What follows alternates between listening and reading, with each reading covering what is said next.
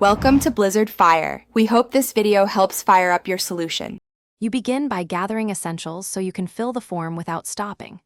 Have your proof of citizenship, government ID, and 2 compliant passport photos at hand. This prevents delays. Once done, choose the adult or child form and write in black ink. Print clearly. Make sure your name matches the citizenship document exactly and prepare any supporting documents for name changes. This reduces rejection risk and speeds the processing. Now you fill the form step by step, starting with personal details, full name, birth date, and current address, because accuracy matters.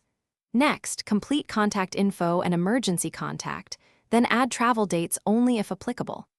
Enter guarantor and reference information exactly as their ID show, and have the guarantor sign where required. Once finished, review every field, verify dates and spellings, and correct mistakes neatly. Sloppy changes can trigger rejections or slow processing. Finish by attaching your photos and required documents and sign the declaration last. Do not sign earlier. Then calculate and pay the exact fee. Keep the receipt. Choose in-person drop-off for faster service or trusted courier with tracking if mailing. Make copies of the entire application and all attachments before submitting, and note any tracking or receipt numbers for follow-up. If something goes wrong, call the passport line with your receipt ready. That's your fastest route to correct mistakes. Thanks for watching. If you found this helpful, don't forget to like and subscribe.